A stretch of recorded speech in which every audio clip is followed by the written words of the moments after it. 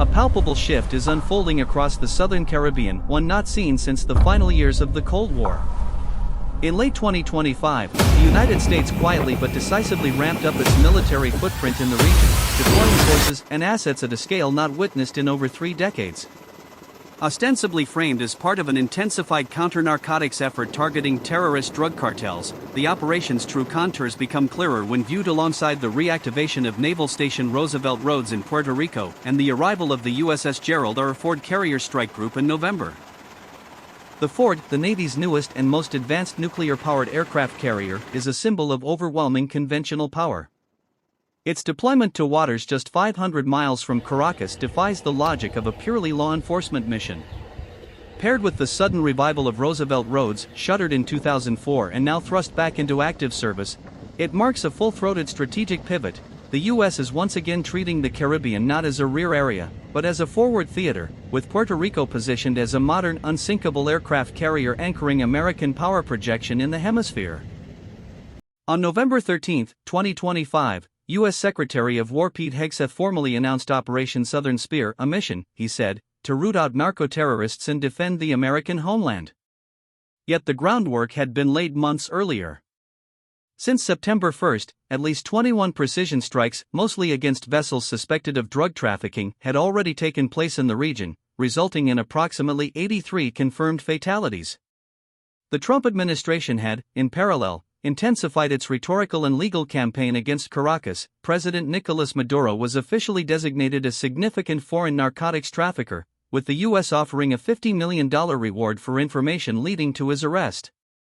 While framed in the language of law and order, the operation carries unmistakable geopolitical weight. Today, U.S. Southern Command, SOUTHCOM, oversees a formidable assemblage of power, 11 warships, including the Ford CSG and the Iwo Jima amphibious-ready group, carrying some 2,200 Marines. Collectively, these forces field an estimated 170 Tomahawk cruise missiles, a firepower comparable to the opening salvos of the 2011 NATO intervention in Libya. Yet analysts caution that while the U.S. possesses overwhelming strike capability, its sustained ground capacity remains limited for a full-scale invasion. The more plausible scenario?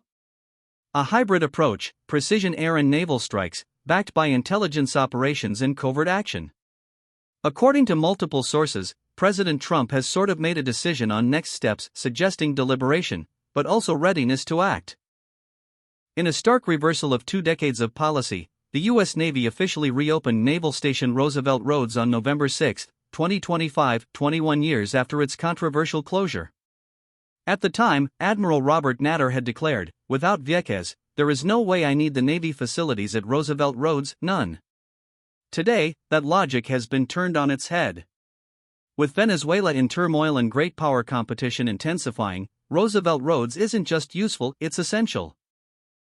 Nestled on Puerto Rico's eastern coast in Ceiba, the base boasts an 11,000-foot runway long enough to support F-35B Lightning II stealth fighters, MQ-9 Reaper drones, and P-8 Poseidon maritime patrol aircraft.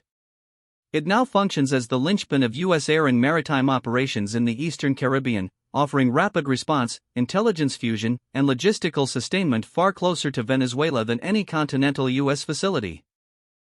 Reactions on the island are deeply divided. Ceiba's Mayor Samuel Rivera Baez welcomed the move, "Having them here, taking care of us, we feel more than safe." Yet for residents like Damian Leon, a local teacher and father of 2, the return of military jets overhead stirs unease. "I feel tense, anxious. You hear the roar of the F-35s, and you wonder, what happens if things go too far? Are we just a pawn in someone else's conflict?" Protests have sprouted in San Juan and Humacao, with demonstrators warning that Puerto Rico, still reeling from economic crisis and colonial limbo, risks becoming the staging ground for war against a neighboring sovereign state. Caracas did not remain idle. On November 11, Venezuela's Defense Minister Vladimir Padrino Lopez announced the activation of a higher phase of Plan Independencia 200, a national defense framework centered on asymmetric, guerrilla-style resistance. Roughly 200,000 troops have been mobilized, with emphasis on urban defense networks and anti-access tactics. President Maduro, addressing a rally in Caracas, framed any U.S. aggression as an existential threat. "They will not take Venezuela, not with bombs, not with sanctions, not with lies." If they attack, the people will rise in a general, insurrectional, and revolutionary strike.